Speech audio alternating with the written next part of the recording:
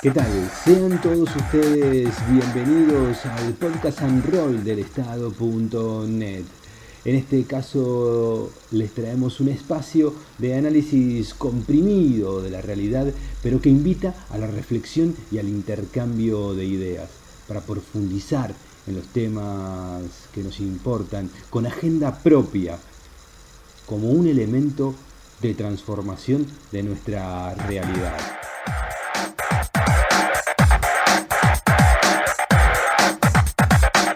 Podcast and Roll es conducido por quien les habla, Andrés Correa, y trataremos de ser los moderadores, los cuestionadores, los que hagamos el disparador a través de preguntas y reflexiones con distintos compañeros y compañeros periodistas, gente de la política, investigadores, para que nos traigan algunas reflexiones, opiniones y que podamos abrir debates.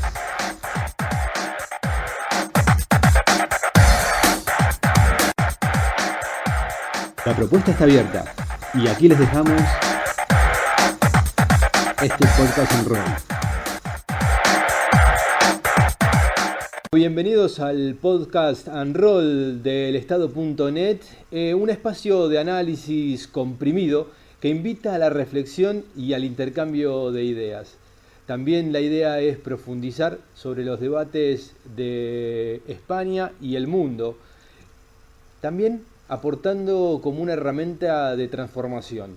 Vamos ahora en este caso con lo que tiene que ver con España y lo que nos dejó este escenario post-electoral, post-10N. ¿Sí? Y para eso estamos en comunicación con Alberto Sánchez. Alberto Sánchez es integrante de elestado.net y Gerard Piñero, también integrante del estado.net, para conocer de primera mano y hacer un balance sobre las elecciones y sobre las primeras acciones políticas postelectorales. ¿Qué tal, Alberto Sánchez? Muy buenos días. Andrés Correa te saluda. Hola, muy buenas. Placer estar aquí, como siempre. Ahí está, Gerard Piñero. Hola, buenas tardes. ¿Qué tal? ¿Cómo va? Muy bien, entonces vamos a lo primero, y en este caso es qué es lo que nos pueden decir, qué es lo que podemos encontrar en este primer balance conocido de los resultados de las elecciones en España. Alberto. Vale, pues en primer lugar, ha quedado demostrado que son unas elecciones que fueron totalmente innecesarias en base a lo que se ha conseguido en 48 horas en un pacto que está casi en los mismos términos. No sabemos entrar al detalle porque las conversaciones están siendo discretas entre PSOE y Unidas Podemos, pero se ha conseguido en 48 horas lo que no se consiguió en meses. Entonces son totalmente innecesarias. Lo que nos ha costado son 52 escaños de Vox, una caída de votos tanto del bloque de izquierda, si contamos al PSOE dentro de ese bloque, y el descabezamiento de una de las oposiciones del Partido Popular, no la más fuerte en este momento, que es Vox, que se tomaba como un voto residual, pero está visto que no. Y lo que nos ha costado es una sangría de votos a la izquierda. Nos deja un tablero mucho más complicado para la gobernabilidad y nos deja unos márgenes de maniobra mucho más estrechos por las cuestiones que antes no teníamos en la mesa.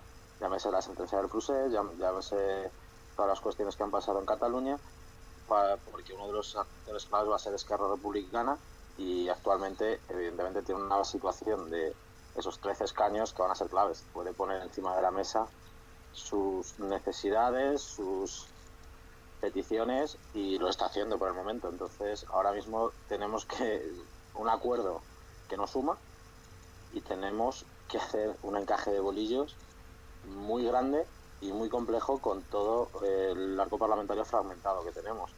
Entonces considero que han sido las elecciones innecesarias y que nos dan un tablero de juego mucho más complicado de lo que teníamos antes.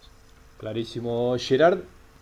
Yo diría, estoy muy de acuerdo con lo que dice Alberto. yo apuntalaría el hecho que de la irrupción no, pero sí la subida de Vox, ¿no? Yo diría que más que preocupante. Pero también la pluralización hasta un extremo que no sé si ha habido alguna otra ocasión histórica en el Congreso, de la pluralización, o sea, la cantidad de partidos que hay que han obtenido representación. Desde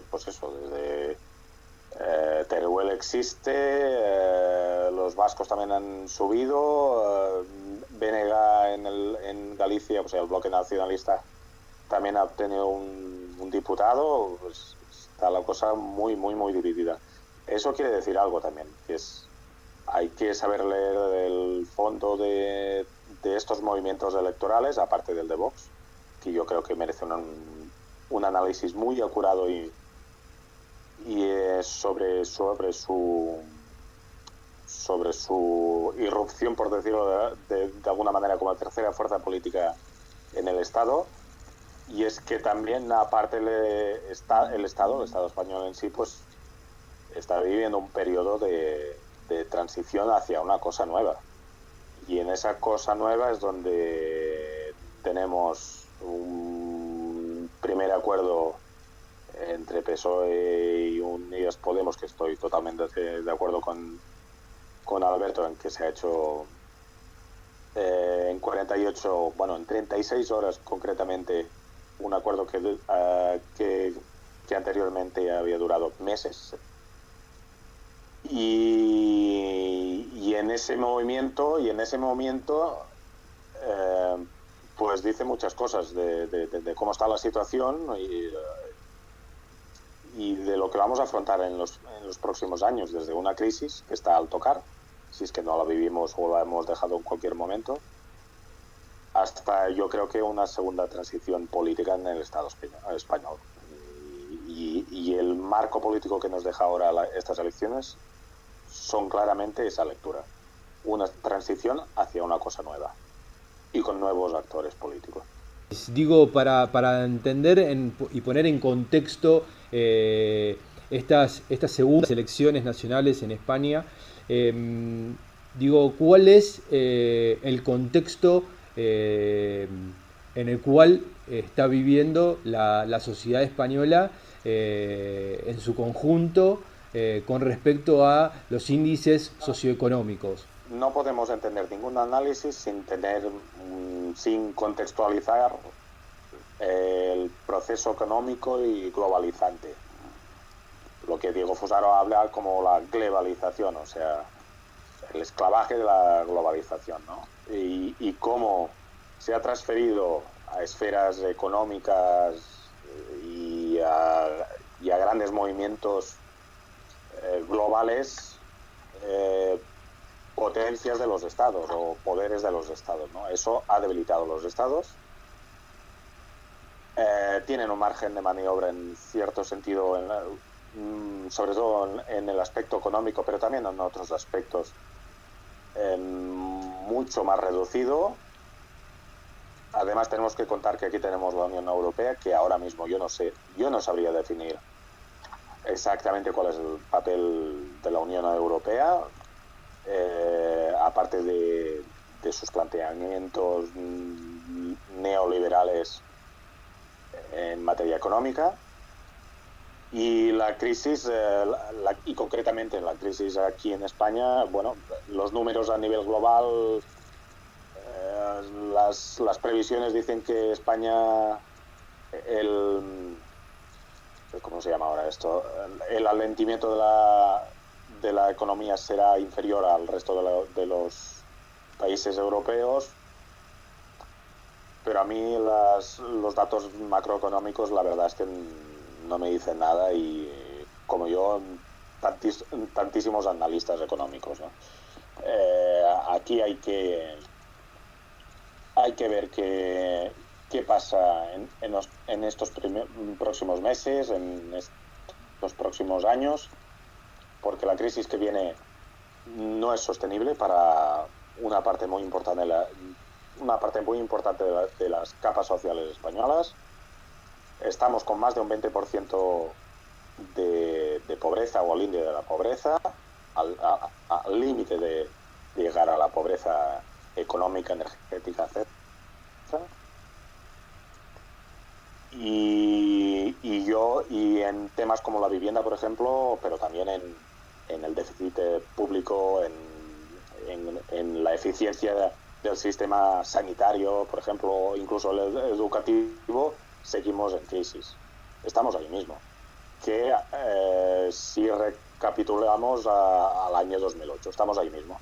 Entonces no veo, sí que veo, esta nueva crisis puede ser carne de cañón para la extrema derecha en España, con el Estado español, está clarísimo. Las izquierdas no tienen una solución y la crisis va a acrecentar todavía más esta división de la sociedad y tirar por el derecho. O sea, la gente al final lo que querrá y lo que quiere es soluciones que la izquierda no aporta. Alberto. Bueno, yo como ha apuntado el compañero, sí es cierto que está en esta crisis que está por venir. Como en todas las crisis, como hemos visto en Estados Unidos en la época de las elecciones de Trump, lo que ha optado mucho votante, en este caso y viendo el ascenso de Vox, es por algo que les dé una salida clara a lo que ellos van a ver como un ataque a sus privilegios o su status quo. Básicamente Vox les ha dado la salida fácil y la respuesta fácil, pero no solo Vox, sino también la estrategia de confrontación que ha tenido Ciudadanos, que ha tenido el PP, que les ha dado esa salida fácil. Les ha dicho, el culpable es otro, no es el sistema, no es esto, y han optado en una mayoría más o menos amplia de votantes, han optado por una ruptura. Consideran a Vox con su mensaje, que da parte de su mensaje, no da todo, las cuestiones neoliberales no las expone, pues entonces lo que hacen es decir, vale, pues la culpa la tiene la gente de fuera, la culpa la tienen los chiringuitos que casualmente el presidente del partido ha vivido toda la vida de ellos, pero te dan esa respuesta económica ante lo que viene. La gente piensa que teniendo estas cuestiones claras, pues eso se va a solucionar. Evidentemente no entienden lo que dice el compañero, es un problema global que va a afectar a España, va a afectar a todos los países, pero no va a afectarnos solamente a nosotros, es algo global. La gente no llega a entender eso porque no le dicen, oiga, es que si en Alemania entra en recesión porque está tal, nos va a afectar a nosotros, pero no lo van diciendo. Entonces considero que en este caso, como ha dicho el compañero, la extrema derecha ha ocultado información, evidentemente, y que la gente está intentando pescar ahí, como se suele decir, pescar en río revuelto. ¿Qué es lo que ocurre? Pues evidentemente nos estamos yendo a una crisis económica. Considero que puede ser más grave que la anterior porque no nos hemos recuperado todavía. Va a llover sobre mojado y los que vamos a pagarlo van a ser las capas populares de la sociedad. ¿Cuál es la cuestión? Que nos tenemos que enfrentar a esto con una mayoría muy endeble a la hora de hacer gobierno y de llegar a pactos y con un bagaje de 52 ultraderechistas que van a primar sus intereses, que sabemos los que son, igual que el PP que les va a apoyar. Entonces vamos a tener muy complicada esa cuestión. Y yo respecto a lo que decía Alberto, sí, estoy completamente de acuerdo, ¿no? Pero en todo caso concretaría algunas cosas, ¿no? Por ejemplo, el auge de Vox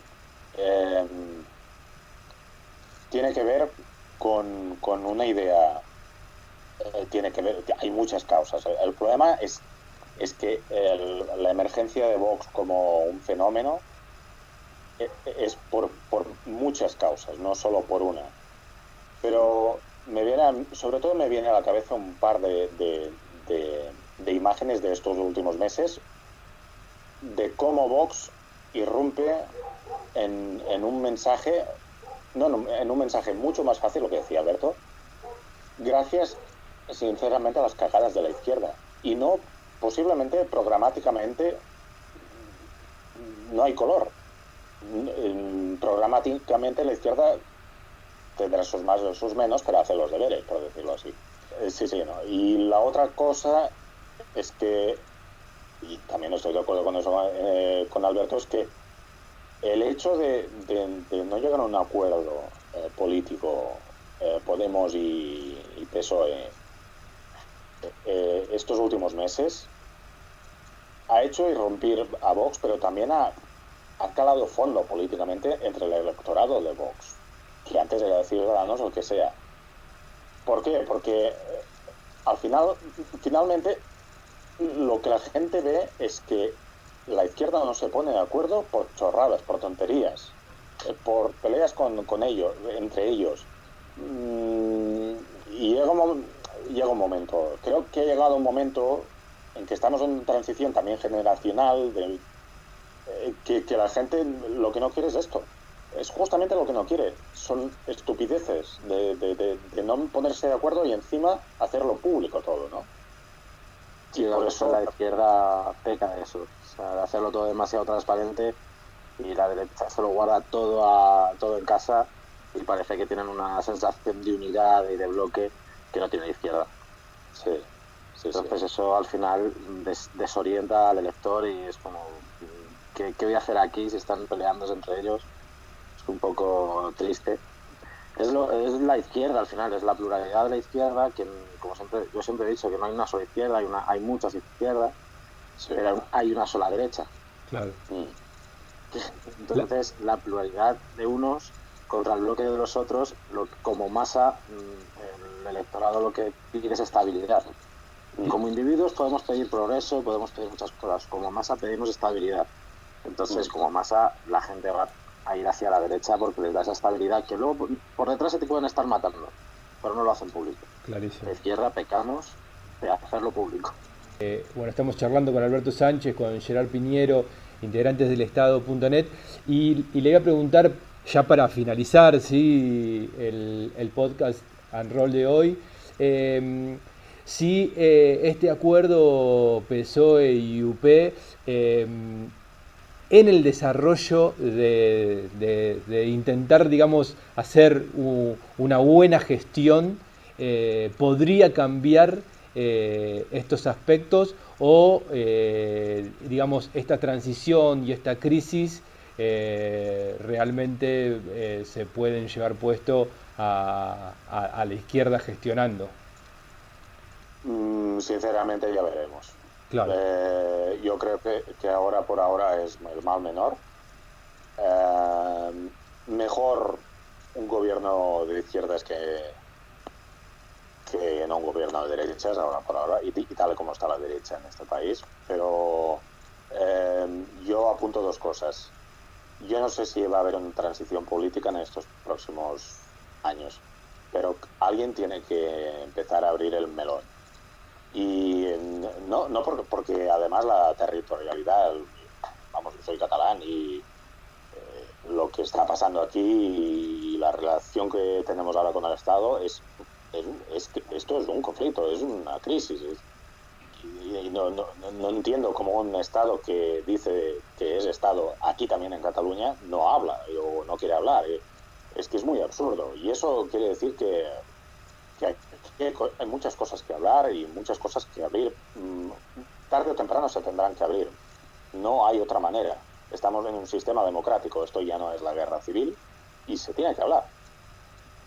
De alguna manera, y se tienen que cambiar cosas, de alguna manera. Las fórmulas, ya se verán. Yo apunto eso. Eso es una. Y la segunda, y yo aquí es donde apuntaba a Podemos, sin duda, este gobierno, por la parte de Podemos, el socialismo tiene su estrategia y no la va a cambiar, que es controlar el relato político y mediar, entre comillas, con las grandes esferas económicas. Esas serían sus dos grandes objetivos a la hora de gobernar tradicionalmente. Y por el intermedio intentan hacer alguna política social. Pero Podemos, yo creo que tiene que liderar un proceso social, de movilizaciones sociales, de cambio de marcos mentales, incluso arrastrando a los socialistas si pueden. Esto es complicado, y más con la situación que tiene Podemos, pero yo no veo otra manera, porque si no, la batalla de la calle y la batalla del relato, Vox la va a tener ganada. Porque si hacemos otra vez los clasistas y los niños buenos y ordenados solo para gobernar, Vox va a ganar en la calle. Y para cerrar, A ver, yo respecto a lo que comentabas, yo creo que sí que se puede liderar desde este germen de pacto entre el PSOE y Unidas Podemos. Evidentemente tengo mi reticencia siempre hacia el PSOE en temas sociales, pero como hemos visto, este tipo de pactos, si nos vamos a los datos, a la portuguesa, donde gobierna un partido, el equivalente a lo que es el PSOE, y que ha pactado incluso con los comunistas en la anterior legislatura, vemos que sí ha tenido unos efectos en la sociedad importantes, en una época de salida de crisis, y es cierto, en la que ya estaría repuntando la economía, pero claro, ahora mismo nos podemos encontrar de frente con el muro de una crisis. Esto yo creo que es parecido a lo que le pasó en su momento a Zapatero, que llegó y se encontró con una crisis y que todo el mundo evidentemente le echaba la culpa a él, pero claro, o sea, ¿qué culpa tiene el gobierno español, sea el color que sea, que quiebre un banco como Lehman Brothers y se caiga una reacción en cadena en toda la banca? O sea, son las cuestiones que, lo que comentabas tú, ganar el relato es importante. Sí es cierto, como tú también, como Gerard apunta, esto no es ahora mismo un pacto a dos, un pacto sustituyendo un bipartidismo por un eje de bloques. Ahora mismo hay que tener en conciencia muchas sensibilidades que son importantes. Yo creo que sí se puede tomar, desde el punto de vista de la izquierda, este pacto como un germen para un cambio de las políticas, un cambio de foco, pero hay que trabajar. En ese sentido hay que trabajar mucho. El PSOE, al que nos pesan muchos y tal, tiene mucha experiencia en este sentido. Podemos tiene ganas de trabajar y me gustaría ver en qué porcentaje va a funcionar el inmovilismo con la audacia de intentar hacer cosas. También es cierto que dentro de poco nos va a venir como yendo al símil ciclista, nos va a venir un repecho y un puerto de montaña de categoría especial, va a ser esta crisis económica, y a ver qué soluciones y qué recetas hay. Yo creo que actualmente no se puede pensar que con 2 partidos, 3, apoyando un gobierno se puede capear ese temporal, y hay que hacerlo todos en el conjunto. Que para hacerlo todos en conjunto, tener apoyos y sacar adelante presupuestos, sacar adelante políticas y demás, hay que sentarse a hablar, por supuesto, hay que sentarse a hablar con todo el mundo de todo. Yo creo, y a mi ligero entender y a mi corto entender, eso se llama hacer política, y el que no quiera sentarse a hablar, que no se dedique a la política. Y si hay que hablar, pues hablemos hasta que nos caigamos de la silla. Pero es la única forma, no se puede hacer de otra. Sí, totalmente de acuerdo, Alberto. Ahora me has recordado, antes hablaba de los partidos, de la emergencia de los nuevos partidos en el Congreso, y me he dejado de hablar de más país, de Errejón. Sí. La verdad, sí, que alguien me explique por qué se presentó Errejón. No entiendo, y es que no es que sea ha sido un problema para Podemos, porque ha dinamitado más todavía el electorado de Podemos, ha creado tensiones en Podemos. Yo no sé si esto crea mucha cohesión para Errejón y su partido, y los anales de la historia lo dejarán como un partido, a no ser que haga alguna cosa miraculosa. No, yo tampoco, no, es que no. No, a ver, esta jugada ya la hemos visto en España. No sé si recordarás la jugada que hizo ya hace años, lo que se denominó la corriente en Izquierda Unida de Nueva Izquierda. Sí. Salió de Izquierda Unida y al final acabaron integrándose en el PSOE. Sí. Esto acababa siendo lo mismo con Cristina Almeida y demás. Esto ha sido una maniobra para romper por la mitad, o intentar romper por la mitad el electorado de Podemos. Yo conozco círculos aquí en Madrid que directamente se han partido por la mitad, sobre todo porque también el problema que hay es que nos hemos acostumbrado a lo que yo llamo, de forma irónica, lo que yo llamo la izquierda cookie, la izquierda de pastel, por ejemplo, aquí en Madrid hemos visto a mí, mira, personalmente, que me pongan poemas en los pasos de cebra no me va a hacer que el polideportivo del barrio funcione. Lo siento. Y es que es esa izquierda como digo yo, de mirar por encima del hombro al barrendero porque no sabes por qué tienes que estar, porque vas a trabajar de barrendero. Pues mira, estoy trabajando de barrendero y es más igual o más digno que tú. Y aquí estoy porque tengo que ganarme el pan. Esa izquierda que no entiende eso. Élite izquierda. Sí, es lo que tú hablabas, el clasismo dentro de la izquierda, yo creo que ahora mismo lo representaba Errejón, pero al final yo creo que ha hecho la misma jugada de nueva izquierda que se acabó integrando en el PSOE, y yo creo que ha sido más orquestado, porque también hay ciertas dudas de cuándo se registró el partido, de cuándo se registraron los dominios, que los registraron. Hay ciertas dudas porque lo vistieron todo de un proceso asambleario cuando ya estaban registrados los dominios y las marcas, o sea, es un poco, hay ciertas dudas ahí. Alberto Sánchez, Gerard Piñero, les agradezco enormemente haber participado en el podcast and roll del Estado.net sobre lo que nos dejó el 10N en España y una evaluación, una suerte de perspectiva para poder entender o para poder tratar de entender y reflexionar sobre lo que se viene.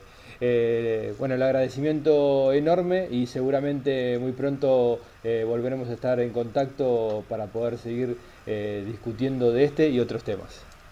Muy bien, buenas noches. Un placer, encantado. Igualmente, Alberto. Un abrazo. Estamos en comunicación con Gonzalo Sánchez, director del Estado.net, y la intención de invitar a Gonzalo en este segmento del podcast and roll del día de hoy es para conocer y tratar de profundizar sobre lo que nos dejó las elecciones en España del 10N. No solamente por los resultados, sino conociendo lo que fue durante esta semana las acciones políticas que se tomaron después de las elecciones. Para eso estamos con Gonzalo y vamos a tratar de que Gonzalo nos clarifique o nos diga, bueno, cuál es su opinión y su reflexión sobre el resultado y el post-electoral del 10N. Bueno, pues yo cuando fui a votar el pasado domingo ya imaginaba que la izquierda iba a caer un poco, porque la abstención en España siempre hace más daño a la izquierda, siempre se desmoviliza más del campo progresista que el campo conservador, que siempre acude unido a votar. Y bueno, a las pruebas me remito, ¿no? El PSOE, que yo no considero un partido de izquierdas, pero sus votantes sí lo son, y Unidas Podemos perdieron bastante, que le hizo bastante más daño a Pedro Sánchez, y que eso luego explicó lo que sucedió 2 días después, pero no quiero todavía entrar en eso. Me gustaría también decir que el campo conservador sigue teniendo cada vez menos votos, por encima de los 10 millones entre los 3 partidos que son representantes de la derecha, pero el ascenso de Vox no supone que la derecha haya roto su techo de cristal, simplemente que es un intercambio de fuerzas entre las 3 principales organizaciones. Por lo tanto, no me parece que sea tan preocupante ese ascenso de la ultraderecha, que tiene una base total y absolutamente neoliberal, que es lo que muchas veces a la gente se le olvida sobre Vox, sobre el miedo a Vox, que al final va a hacer exactamente lo mismo si tuviera más poder de lo que ha hecho el régimen del 78 desde que inició. Y luego todo el mundo se esperaba una gran coalición. Andrés, no sé cómo lo veíais por allí, pero aquí en España todo el mundo pensaba que el PP iba a sacar la bandera el sentido de Estado, iba a apoyar la investidura de Pedro Sánchez, dependiendo de cómo se dieran los números, de una manera directa o de una manera más indirecta, es decir, o votando a favor o simplemente absteniéndose, y que luego iban a cerrar acuerdos en base a las necesidades importantes del Estado español desde el punto de vista de la oligarquía a la que representan, está claro. Pero ha sucedido un giro inesperado de los acontecimientos, que fue el pacto del abrazo entre Pedro Sánchez y Pablo Iglesias. Pocos se lo esperaban, yo desde luego no. no me lo esperaba. Y yo considero que Pedro Sánchez fue el que más perdió. No es que perdiera más escaños que Unidas Podemos, sí perdió una mayor cantidad de votos. Se dejó 700.000 en unos meses, que es algo bastante grave. Y esa posición de fuerza que ha perdido en las elecciones, porque fue él el que quiso convocarlas, echando un pulso en la negociación que llevó adelante con Unidas Podemos de los meses de abril, mayo, junio, julio y agosto. Entonces, al no aumentar, siendo su apuesta, sino disminuir mucho los votos y disminuir moderadamente los escaños, porque ya sabes que la ley DONT, conjuntamente con las circunscripciones en España, no siempre significa que una mayor cantidad de votos reviertan en muchos más escaños y al contrario, una pérdida de votos revierta en o signifique muchos menos escaños, todo depende. Pienso que debido a eso, que Pedro Sánchez la apuesta le salió mal, tuvo que mirar atrás y apostar con un gobierno de coalición con Unidas Podemos, sobre todo porque el punto de inflexión yo lo marco cuando Pedro Sánchez le puso el veto a Pablo Iglesias, no sé en qué mes fue exactamente, pero fue en el verano, que le dijo: si tú, Pablo Iglesias, no estás en el gabinete de ministros, tenemos el acuerdo de coalición que tú propones ahora. Yo creo que pensando que Pablo Iglesias nunca lo iba a aceptar, pero Pablo Iglesias inteligentemente lo aceptó y le quitó la capa dejando desnudo a Pedro Sánchez. Le dijo Pablo Iglesias: vale, lo he aceptado, ¿y el gobierno dónde está? Y Pedro Sánchez no ha sido capaz a día de hoy de justificar la traición a su propia palabra. Entonces yo pienso que Pablo Iglesias se puso a los mandos del relato en ese momento y lo ha aprovechado muchísimo para conseguir ahora lo que hemos visto que ha conseguido. Gobierno de coalición exactamente como él quería. Ahí está. Este gobierno de coalición, en un momento de crisis que puede atravesar España, lo deja mejor parado con una gestión, si se quiere, progresista en las perspectivas de la población española. Pues Andrés, yo considero que sí. He estado viendo el preacuerdo programático de las dos fuerzas y me parece que dentro de lo posible es lo más progresista que se podía haber logrado. Porque durante las negociaciones a las que he hecho referencia en mi comentario anterior, el PSOE cada vez que daba un nuevo acuerdo programático a Unidas Podemos, ese acuerdo iba más a la derecha, iba más hacia el neoliberalismo. Pero este preacuerdo que se ha presentado retoma lo que ambas fuerzas firmaron en el año 2018 de cara a los presupuestos generales del Estado de 2019. Yo pienso que en ese momento el Partido Socialista sabía que ese acuerdo no iba a salir porque no daba los números en el Congreso y no salió. Por lo tanto, lo utilizó como un brindis al sol para revestirse de una credibilidad de izquierdas. Pero, como he señalado antes, la pérdida de fuerza ha cambiado la correlación de fuerzas entre Unidas Podemos y el PSOE, y Unidas Podemos ha podido exigir algo más. Y en el acuerdo son 10 puntos, de los cuales 5 vienen directamente del programa de Unidas Podemos, sobre todo los que hacen referencias a los derechos laborales, al feminismo y a una reforma fiscal progresiva, que son 3 puntos clave para que los trabajadores recuperen poder adquisitivo, que es muy necesario, y acabe la precariedad y la pobreza. Por lo tanto, yo creo que si el preacuerdo se mantiene y se cumple, y aparte se desarrolla, porque hay que saber cuáles son los mecanismos concretos que van a permitir ese desarrollo y cuáles son las propuestas concretas. Pero por ahora yo pienso que sí puede servir para proteger a la mayoría social de España frente a la crisis. Ahí está. En este nuevo escenario y en un contexto neoliberal mundial, la Unión Europea, con respecto a la gobernabilidad del país, de España, ¿qué rol juega? ¿Qué papel juega? Bueno, yo creo que el ejemplo de la izquierda en Portugal, más bien de la centroizquierda en Portugal, nos permite saber que un acuerdo entre Unidas Podemos y el PSOE, tal y como está planteado en los 10 puntos propuestos, no tiene por qué ir en contra de la Unión Europea, porque al final es un acuerdo bastante moderado que simplemente quiere mejorar un poco las condiciones de vida de la mayoría social, pero tampoco supone ninguna ruptura ni con la Constitución española surgida del franquismo, ni tampoco con los límites que marcan la Unión Europea. De hecho, el acuerdo portugués es un poquito más escorado a la izquierda, porque ha permitido llevar a cabo ciertos cambios importantes, y la Unión Europea no ha impedido absolutamente nada de todo lo que ha pasado en Portugal. Por lo tanto, yo considero que un acuerdo así es posible. No es como, por ejemplo, el caso de Grecia, que antes de que Alexis Tsipras diera un paso atrás, acabando también en parte con el campo progresista griego, al ser la principal fuerza el socialismo, entre comillas, que ha sido uno de los bastiones de la Unión Europea en su concepción más neoliberal, no creo que haya ningún problema, porque las medidas pues serán un poco incremento del salario, a lo mejor la última reforma laboral de Mariano Rajoy se irá fuera, y no hay otras cosas como por ejemplo en Portugal, que se han suprimido los conciertos con centros educativos privados. Eso no creo que vaya a pasar aquí, y aún así que pasase, no creo que le importase mucho a la Unión Europea. Perfecto.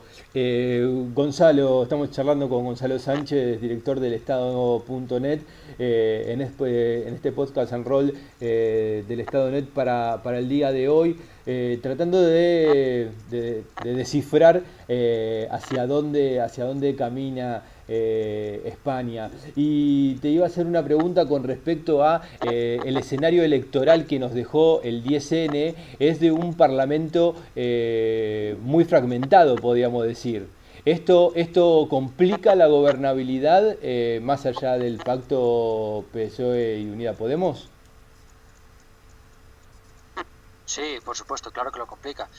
Simplemente llegar a un acuerdo para formar gobierno o para que la sesión de investidura sea exitosa ya va a ser complicado, porque ambas fuerzas creo que suman en total 156 escaños, por lo que faltarían 20. Entonces hace falta la participación del independentismo catalán, que evidentemente va a poner un precio bastante alto al gobierno de PSOE y de Unidas Podemos. Y que va a utilizar su peso institucional para evidentemente conseguir sus objetivos, que son legítimos o deberían serlo en una democracia. Y aparte se van a necesitar también otras muchas fuerzas, como Más País, como Compromís, como Nueva Canarias, incluso Coalición Canarias.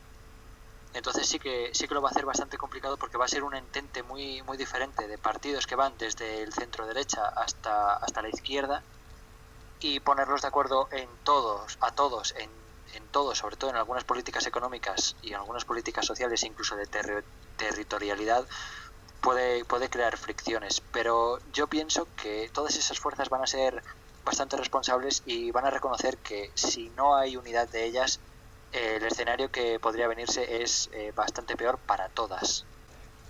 Clarísimo. Y bueno, antes charlando con otros analistas, un poco se vislumbraba las dificultades que puede atravesar España con una crisis económica en ciernes, con una dificultad para la gobernabilidad.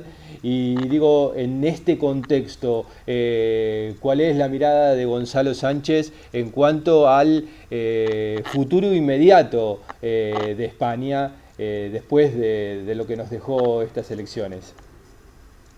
Pues sobre lo que has dicho de la crisis que está por venir, que al final es simplemente una profundización de la que ya hay y no se ha podido oír, simplemente ha mutado porque el capitalismo en fase neoliberal es bastante inteligente y siempre tiene salidas para todo. Baja el paro pero aumenta la precariedad. Uh-huh. Y al final es la normalización de la pobreza.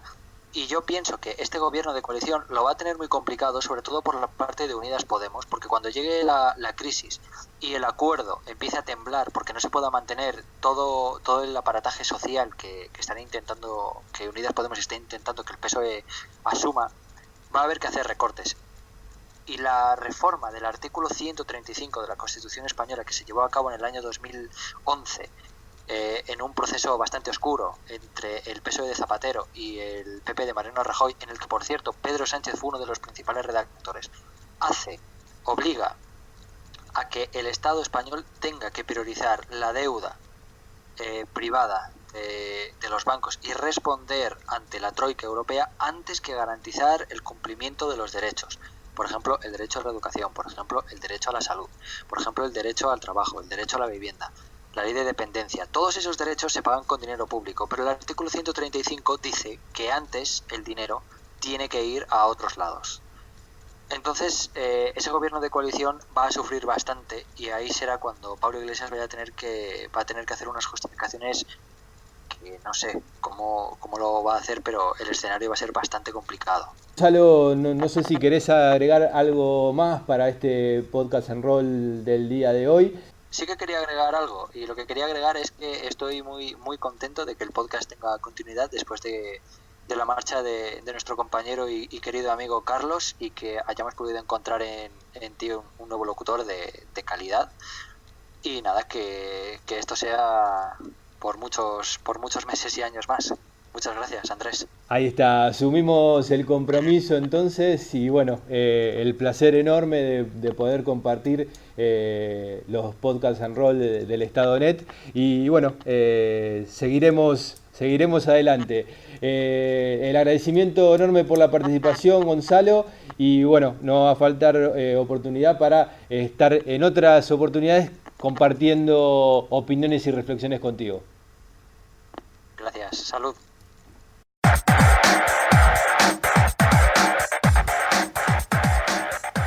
Llegamos al final de este podcast en rol del día de hoy con el intercambio sobre las elecciones en España, el análisis profundo y las reflexiones al respecto. Colaboraron con el podcast en rol de hoy Alberto Sánchez, integrante del equipo del Estado.net, también Gerard Piñero, integrante también del equipo del Estado.net, y su director, Gonzalo Sánchez, que nos trajo la profundidad del análisis de las elecciones y la perspectiva de futuro en España. Hasta el próximo podcast, en rol del Estado.net.